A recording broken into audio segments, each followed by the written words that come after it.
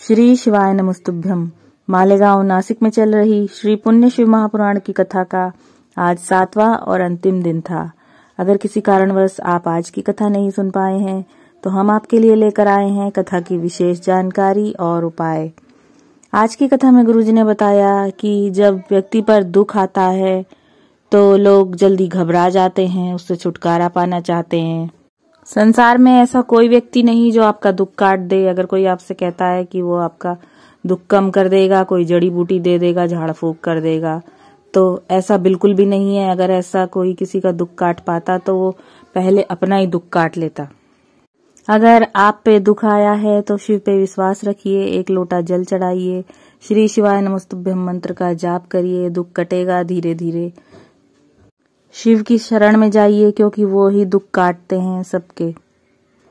आज गुरुजी ने कथा में बताया कि आपके पूर्व जन्म के पुण्य होते हैं जिसके कारण आपको भक्ति मिलती है, भगवान की कथा मिलती है, भजन कीर्तन मिलता है। ये आपके पिछले जन्म के पुण्य होते हैं जिससे कि आपको भगवान की भक्ति करने का अवसर प्राप्त होता है। आज की कथा में गुरुजी ने बताया कि लोग घर बनाते हैं और कहते हैं कि हमारे घर में भगवान का मंदिर भी है, पर अगर आप ऐसा कहेंगे तो जब आप पर दुख आएगा तो आपको स्वयं ही झेलना पड़ेगा। इसकी बजाय अगर आप कहेंगे कि भगवान के मंदिर में मेरा घर है, तो जब भी आप पर दुख आएगा तो जिसका घर है भगवान का वो आपकी अवश्य सहायता करेंगे, आपको बचाएंगे। इंसान को रहने के लिए घर चाहिए, भगवान को रहने के लिए ना घर चाहिए ना मंदिर चाहिए। भगवान तो आपके दिल में रहते हैं। निर्मल मन जन सो मोहि पावा, मोहि कपट छल छिद्र न भावा। आप अपने मन को, अपने तन को जितना शुद्ध रखेंगे भगवान उतना ही आपके मन में रहेंगे।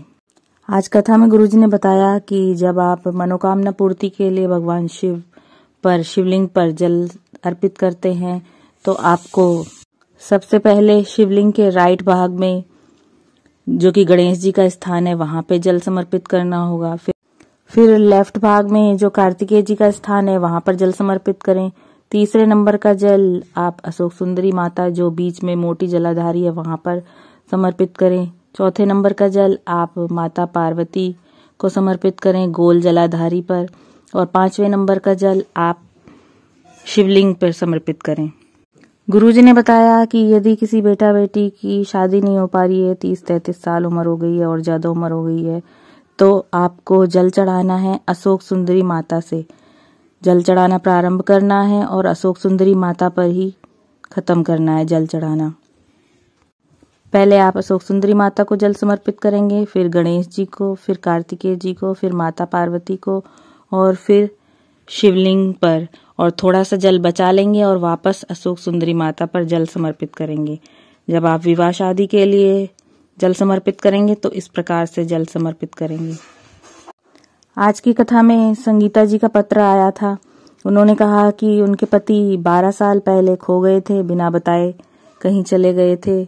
जगह जगह उनकी फोटो लगाई लेकिन कहीं भी उनका पता नहीं चला। फिर उन्होंने शिव महापुराण की कथा सुनना प्रारंभ किया। 24 तारीख की मालेगांव में पुण्य शिव महापुराण की कथा उन्होंने सुनी थी।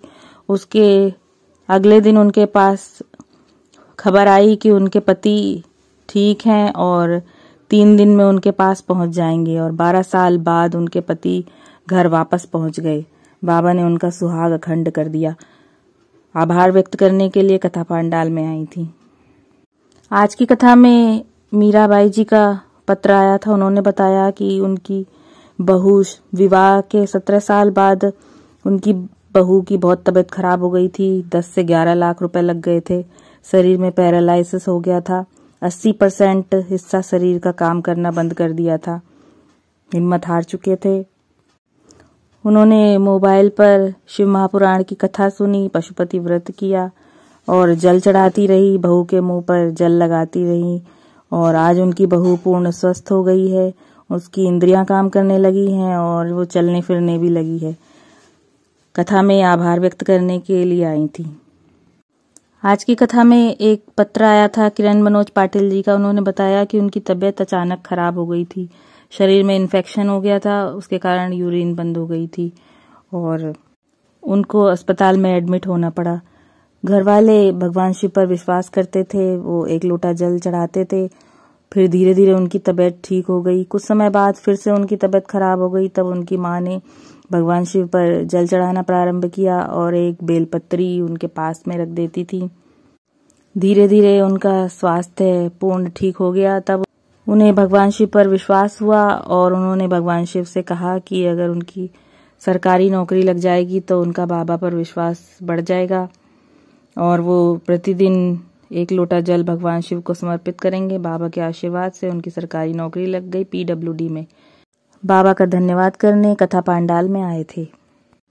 आज की कथा में शायरी जी का पत्र आया था। उन्होंने बताया कि वो फार्मेसी की डिग्री हासिल करना चाहती थी पर कॉलेज में एडमिशन नहीं मिल पा रहा था।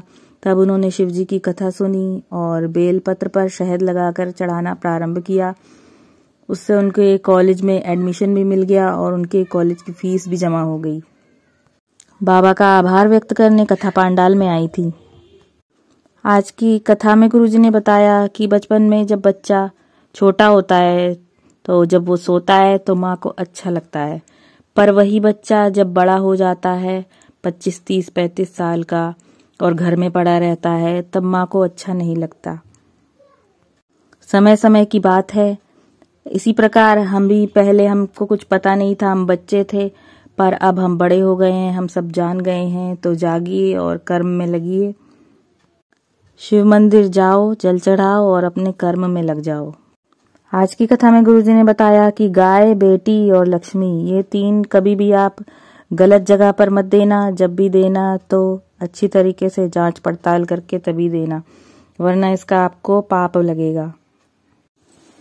गाय अगर आप गलत हाथ में गलत लोग को दान कर देंगे और गलत जगह पर चली जाएगी तो उसका पाप आपको लगेगा। उसी तरीके से बेटी अगर आप गलत घर में ब्याह देते हैं तो उसका भी पाप आपको लगेगा। और लक्ष्मी, कहीं भी आप दान देते हैं और वहां दान देने की जगह तक आपकी लक्ष्मी नहीं पहुंच पाती है, आपका पैसा नहीं पहुंच पाता, तो वो दान देना व्यर्थ है।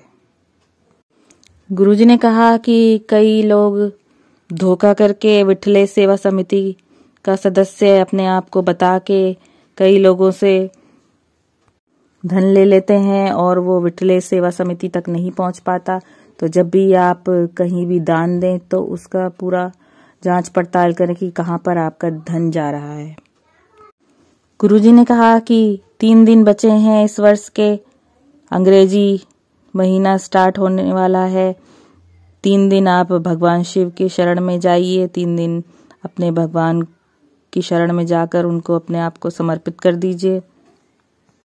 नए वर्ष में नियम बनाइए कि सारी समस्या का हल 1 लोटा जल, और ये शिव युग चल रहा है, बोल बम का नारा है, बाबा एक सहारा है।